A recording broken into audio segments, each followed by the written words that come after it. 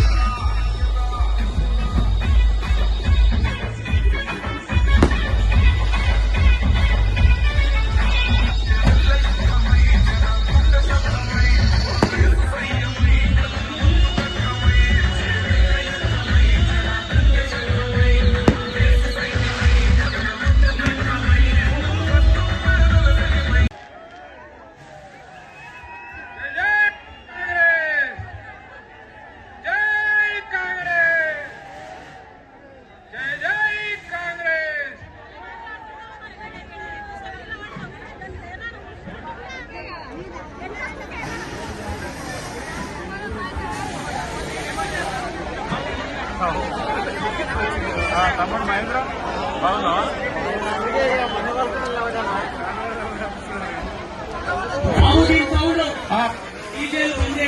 మధ్యలో శ్రీనివాస్. ఇప్పుడు మన పార్లమెంట్ అభ్యర్థి గారికి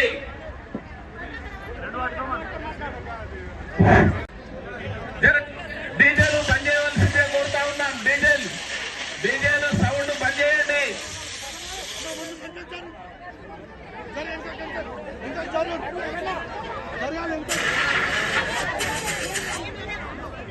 మన పార్లమెంట్ అభ్యర్థి గడ్డం రంజిత్ రెడ్డి గారిని వేదికపైకి సాదరంగా ఆహ్వానిస్తున్నాం. వేదికపైకి రావాల్సిందిగా కోరుతా ఉన్నాం.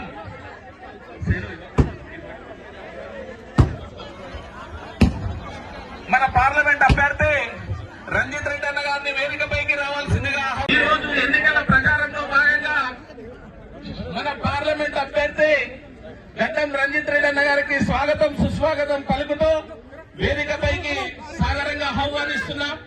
అదేవిధంగా మన చేవెళ్ల ఇన్ఛార్జ్ భీమ్ భారత్ గారికి స్వాగతం.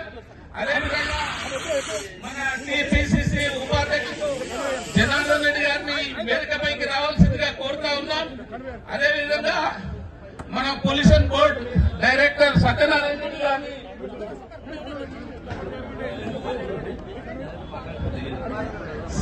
రెడ్డి గారిని వేదికపైకి రావాలి. ఏదైనా లోతైన ఆలోచన కానీ ఇక్కడ మన తెలంగాణ ప్రత్యేకంగా మన రంగారెడ్డి జిల్లా చేవెళ్ళ ప్రాంతం రైతులకు ఎన్నో సమస్యలు ఉంటాయి. ఈడ వెంకట నిజాం జమానా నుంచి అప్పుడు జియో ట్రిప్లు అని లేకుండా కానీ ఈ ప్రాంతంలో ఇది ఏకైక ప్రాంతము చెరువు కట్టలు ఉన్నాయి. అదే వేరే జిల్లాకో ముంగట చెరువు ఉంటుంది ఎన్నుకుంటుంటారు కానీ ఇక్కడ ఏళ్ళ మీద కౌంట్ చేయవచ్చు. ఇక్కడ ఏ ఊరికి కూడా ఒక చెరువు కట్టు ఉంటుంది. కానీ ఇక్కడ మనం పండించే పంటలు మెట్ట పంటలు, తైదలు, మళ్ళీ కొర్రలు ఇవన్నీ కూడా పండిస్తాం. కానీ ఇక్కడ సాగునీరు తెస్తే మంచిగా ఉంటుందని ఎన్నో ప్రభుత్వాలు ఎన్నో నాయకులు దీని మీద మాట్లాడారు. అయితే అప్పుడు మన ప్రాణహిత చేవెళ్ళ ఇక్కడ తెస్తామంటే మన బీజేపీ నాయకులు కూడా ఎంతోమంది అది అసాధ్యమైన, నేను కూడా బీజేపీ లేకున్నా కూడా అప్పుడు విద్యాసాగర్ రావు అన్నాడు. అయితే నేను ఇది అసాధ్యం, ఇది మాకు వద్దు అంటే, అరే నువ్వేందయ్యా, మీకు ఏం రాజకీయ నాయకుడు, మీకు నీళ్ళు తెస్తా అంటే నువ్వెవడు వద్దన్నటువంటి. ఎందుకంటే నాకు కూడా కొంచెం అవగాహన ఉంది, ఇరిగేషన్ మీద బాగా అవగాహన ఉంది. ఇది అసాధ్యమైన ప్రాజెక్టు. ఒకవేళ సాధ్యం చేసినా కూడా మొత్తం తెలంగాణ పొట్టగొడు. ఇక్కడ రైతులకు కూడా ఒక పంటకు ఒక ఎకరానికి 2 లక్షల రూపాయలు కరెంటు బిల్ బదులు 50,000 ఇస్తే అప్పుడు లాభం అవుతుంది అని ఎన్నోసార్లు చెప్పిన.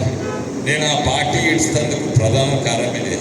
నన్ను ముంగట పెట్టుకొని మా ప్రాంతాన్ని తెలంగాణని కాళేశ్వరం చుట్టూ ప్రాజెక్ట్ కట్టి వస్తున్నాను.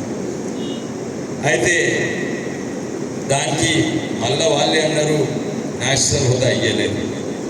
వాళ్ళే వద్దన్నారు. ఎందుకంటే నేషనల్ జాతీయ హోదా వస్తే అక్కడి నుంచి చేస్తారు, ఈ పిచ్చి పిచ్చి డిజైన్లు చేయరు. అది అయిపోయి ఇప్పుడు అందరికి తెలుసు కాళేశ్వరం ఏమైంది. దాని మీద నేను ఎన్నో వీడియోలు కూడా చేసినా, ఇంకా చేసేటుంది. ఇప్పుడు పాలమూరు రంగారెడ్డి అని ఈ కొత్త ప్రభుత్వం దానికి పడ్డది. ఆ పాలమూరు రంగారెడ్డి టెక్నాలజీ డిజైన్ ఏంటంటే ఇదే కాళేశ్వరం నెంబర్ 2. అది ఎట్లా డిజైన్ చేసిండ్రో, అది ఏం డిజైన్ చేసిండ్రు, అది తుమ్మడాటి నుంచి నీళ్ళు తీసుకోక కిందికి మేడిగడ్డ వరకు తీసుకొని మళ్ళీ తీసుకుంటారు. ఇది కూడా గదే టెక్నాలజీ, ఇది కూడా గదే డిజైన్. ఇది డైరెక్ట్ జూరాల నుంచి, పక్కన జూరాల నుంచి డైరెక్ట్ మనకు నీళ్లు తీసుకురాక, పక్కకే ఉన్నది, డైరెక్ట్ తీసుకురాక అది కింది వరకు శ్రీశైలం పోయి మళ్ళీ తీసుకొస్తారు. ఇప్పుడు దానికి జాతీయ హోదా. అది ఎప్పుడు కూడా రాదు. ఆ నీళ్లు కట్టినా కూడా నీళ్ళు ఎప్పుడు రావు. ఎందుకంటే ఇది టేలెంట్, ఇది దానికి కూడా టేలెంట్. వాళ్ళు అది కూడా చేయబోతుంది. ఈ ఉన్న పాలమూరు రంగారెడ్డి డిజైన్ ఇది కూడా కాంట్రాక్టర్ల డిజైన్. సూటిగా ఇక్కడి నుంచి ఇక్కడ తీసుకురాక సుట్టు తిప్పి తీసుకొచ్చడానికి ఏమన్నట్టు శ్రీశైలం కాంట్రాక్టర్ల డిజైన్. అది కూడా మీరు కరెక్ట్ డిజైన్ చేస్తే మేము నేషనల్ మన జాతీయ హోదా ఇస్తాము, దానికి ఫండ్స్ తీసుకొస్తాం. కానీ వాళ్ళకి అది కాదు. రైతులకు నీళ్ళు కాదు, వాళ్ళకు కాంట్రాక్టర్ల కమిషన్ ముఖ్యం. పాత ప్రభుత్వము కొత్త ప్రభుత్వం ఏమీ ఫరక్ లేదని నేను అనుకుంటున్నాను. అదే కాదు, అప్పుడు మేమందరం కూడా మున్గోడు పోయి ప్రచారం చేస్తుంటే ఎలక్ట్రిసిటీ అమెండ్మెంట్ బిల్ అని తీసుకొచ్చిండు ఎవరు, మోడీ గారు. అది అంబేద్కర్ గారి ఆశయాలతో.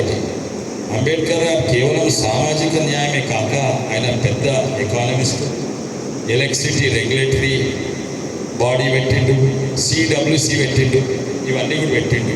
ఆయన ఏమన్నాడంటే ఎలక్ట్రిసిటీ అందరికీ మంచిగా రావాలంటే దీంట్లో సెంట్రల్ కంట్రోల్ ఉండాలి. అది దృష్టిలో పెట్టుకునే ఎలక్ట్రిసిటీ. మోడీ వస్తే మోటార్లకు మీటర్లు పెడతాడన్నారు.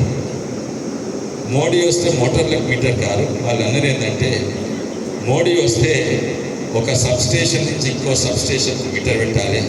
ఎందుకంటే మధ్య నుంచి ఏదో నమస్తే తెలంగాణకో లేకుంటే వాళ్ళ బిజినెస్లకు కొట్టేస్తుండ్రు, రైతుల పేరు చెప్పుకొని వేరే వాళ్ళు కొట్టేస్తారు.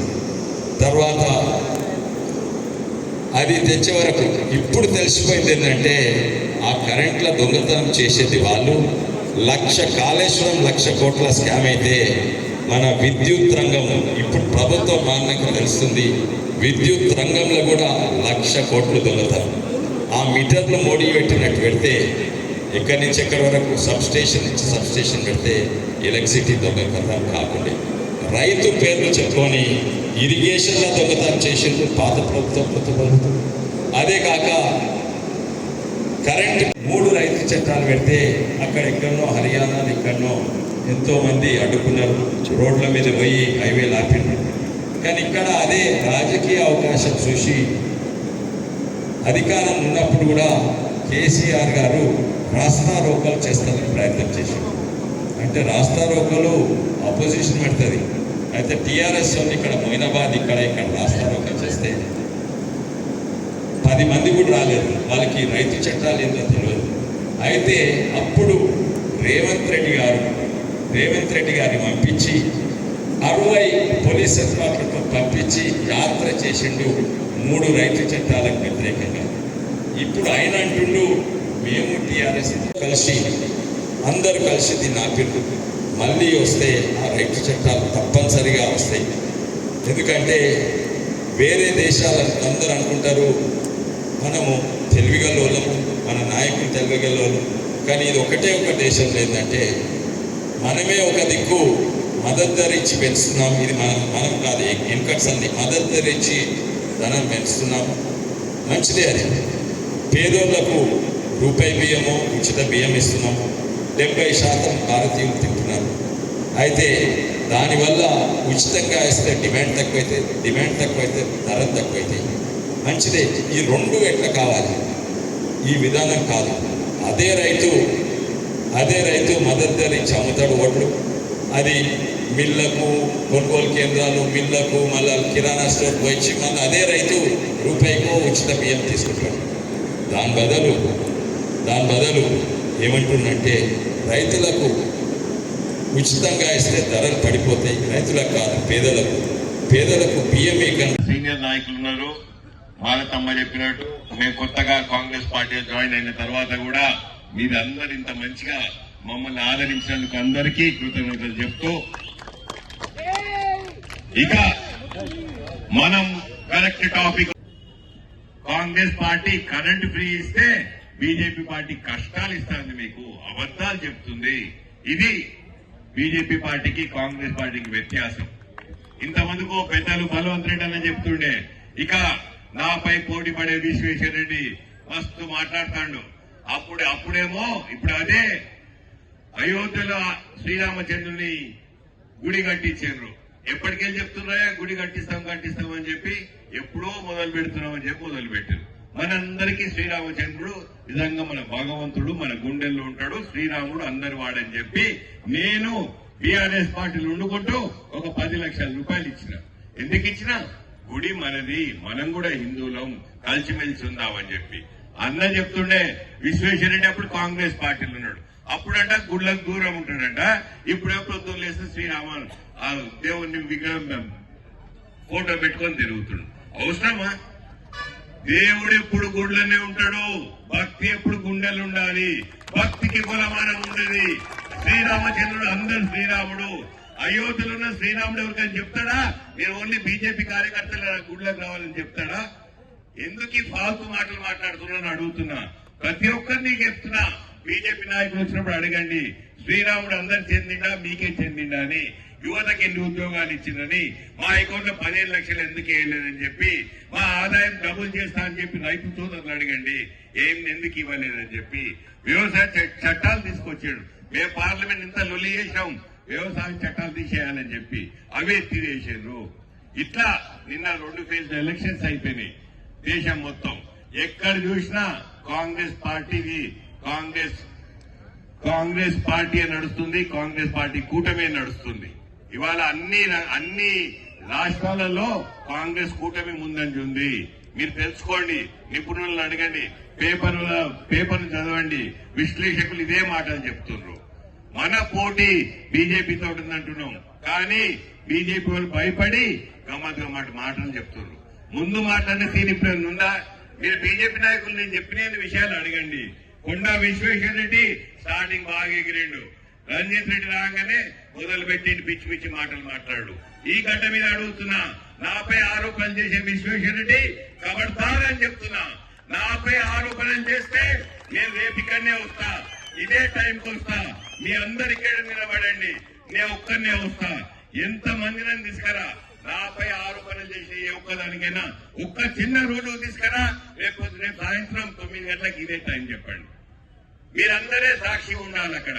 కానీ రోజు కూడా పిచ్చి పిచ్చి మాటలు మాట్లాడితే మాత్రం బాగుండదు. తప్పు చేస్తే చెప్పండి తప్పు చేసినా అని. నేను తప్పు చేస్తే పడుకున్నాడా 4 ఏళ్ళు? మరి ఎలక్షన్ రాగానే అలారం మోగినట్టు మోగుతుంది. ఎలక్షన్ రాగానే లేస్తాడు, బొట్లు పెడతాడు, దోతి కట్టుకుంటాడు, బయలుదేరుతాడు. నేను మాట్లాడాల్సుకోలే, అయినా నా మీద మాట్లాడుతున్నాడు. నేను మాట్లాడుతున్నా, పోటీ పడదాం.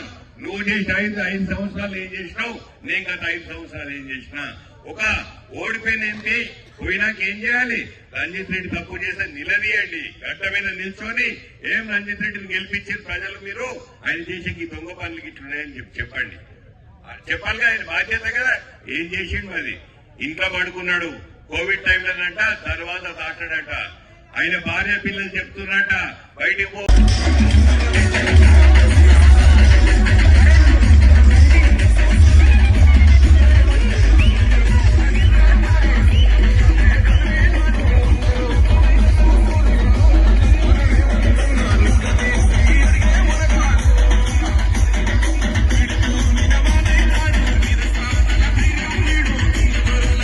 చెప్పిండ్రు రంజిత్ రెడ్డి బయటికి వచ్చిండు, ప్రతి గ్రామం తిరిగిండు, ప్రతి గ్రామంలో టీవీ పెట్టిన గ్రామ పంచాయతీలో నిత్యావసర వస్తువులు ఇచ్చిన, అన్నం బిర్యానీని అక్కడ వండిపించుకొని తీసుకెళ్లి ఆటోలో ఇచ్చి వచ్చిన. ఎందుకు ఇచ్చిన? నాకు భార్య పిల్లలు లేదా?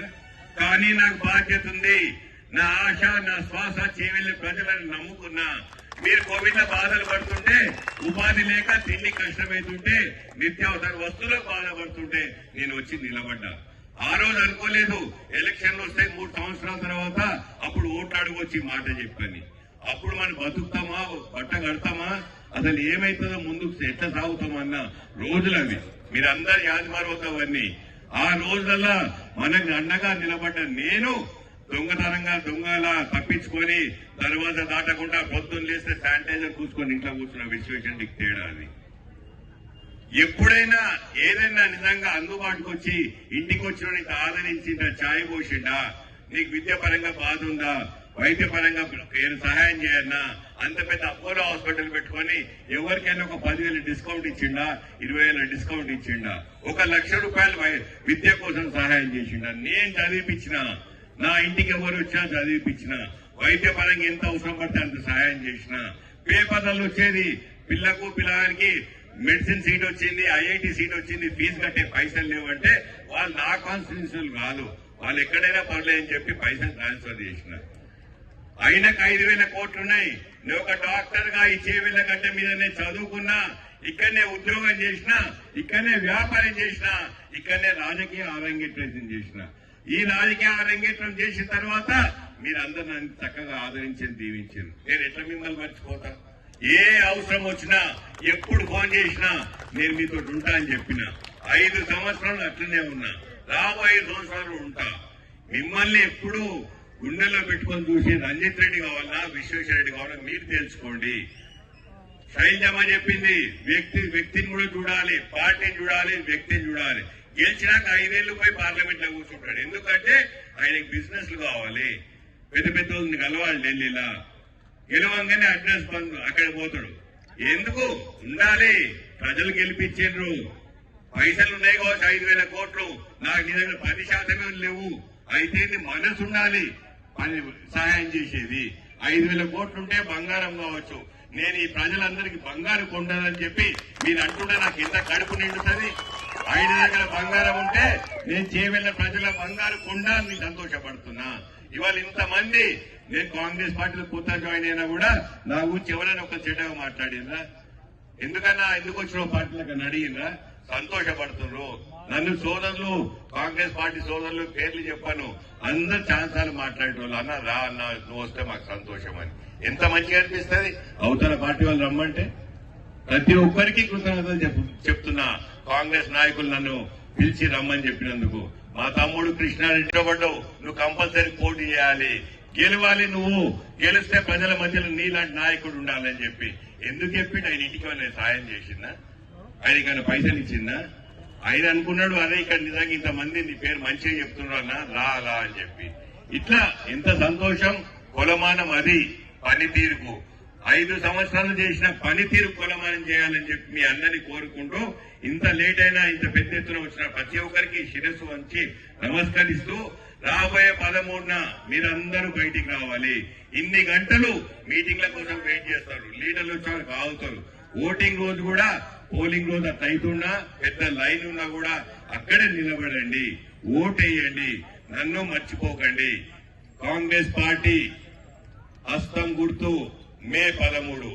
मेरे मुसलमान भाई बहनों से भी यही गुजारिश करूं, आप सब मई 13 तारीख को अपना संविधान को बचाने के लिए आप सब लोग बाहर आना, अपने आप को बचाना। आने वाले दिन क्या होने वाले नहीं मालूम, सब लोग बाहर आइए। जितना भी लेट हुए तो भी 7 बजे से शाम 7 तक वोटिंग है. ఉదయం 7 గంటల సాయంత్రం 7 గంటల వరకు పోలింగ్ టైం ఉంది కాబట్టి ఎండలు ఎక్కువని చెప్పి ఇంకా 2 గంటలు ఎక్స్టెండ్ చేశారు. మధ్యాహ్నం పూట ఎండ ఎక్కువ అనిపిస్తే ఇంట్లో పండుకోండి, కానీ సాయంత్రం 7 గంటల లోపు బయటికి రండి, ఓటేయండి, ఆదరించండి, గెలిపించండి. నేను ఇదే ఉత్సాహంతో మీకు రాబోయే 5 సంవత్సరాలు సేవ చేస్తానని చెప్తూ నాకు ఈ అవకాశం ఇచ్చిన ప్రతి ఒక్కరికి శిరస్సు వంచి నమస్కరిస్తూ ఈ ఒక్కసారి చేయలేద్దాం, పోదాం. ఈ పదము 10 రోజులు రోజు ఇదే పని, హస్తం గుర్తు అందాం. జై కాంగ్రెస్, హస్తం గుర్తుకే, హస్తం గుర్తుకే. Thank you. ఎవరైనా ఇంకా ఆలోకంలో ఉంటే ఇప్పుడు వరకు వాళ్ళు 20 కోట్ల ఉద్యోగాలు ఇస్తే మన తెలంగాణ రాష్ట్రం రావాల్సింది 70 లక్షల ఉద్యోగాలు. 70 లక్షల ఉద్యోగాలు అంటూ నిజంగా బీజేపీ ప్రభుత్వం గత 10 సంవత్సరాలు ఇస్తే ఇవాళ ప్రతి ఇంట్లో ప్రతి అన్నదమ్ములకు, నీ బిడ్డకు, నీ కొడుకుకు, నీ మనవరాలకి, నీ మనవానికి ప్రతి ఒక్కరికి ఉద్యోగం వచ్చేది, ఇంటికి ఒకరికి ఉద్యోగం వచ్చేది. ఏది రాలే కదా. అది యువతకును మనకు ఇప్పుడు ఎన్ఎస్యుఏ పిల్లలు ఉన్నారు, యూత్ కాంగ్రెస్ పిల్లలు ఉన్నారు. వీళ్ళందరూ ఎందుకున్నారు కాంగ్రెస్ వైపు? మన భవిష్యత్తు కాంగ్రెస్ పార్టీతోటని. ఒకవైపేమో సంక్షేమం అవుతుంటారు, ఒకవైపేమో యూత్ మధ్య పెడతారు, ఇంకో వైపేమో అందరు 15 లక్షలు వేస్తా 15 లక్షలు వేస్తా అంటే మీరు నిజంగానే మీరు 15 లక్షలు వేస్తాడు కావచ్చు మోడీ అని చెప్పి 14లో ఓట్లు వేసారు కొందరు, మళ్ళా 19 వేసారు. మళ్ళా ఇప్పుడు అదే 15 లక్షలు కాదు కదా, 1,50,000 కాదు కదా, 15,000 కాదు కదా, 15 రూపాయలు వేయలే, గుండు 0 వేసారు అకౌంట్లో. మరి వాళ్ళు వట్టి మభ్య పెడుతున్నారు, వాళ్ళు హామీలు అమలు చేస్తలేరు, వాళ్ళని నిలదీస్తలేరు. మనం ఏంటి అంటే ఈ బీజేపీ ప్రభుత్వం ఎప్పుడు ఇంతే మాటలు చెప్తుంది, ఓట్లు దండుకొని పోతారని చెప్పి మీరందరూ కూడా తెలుసుకున్నారు. ఇవాళ ఒక్కటే అడగాలి మనం,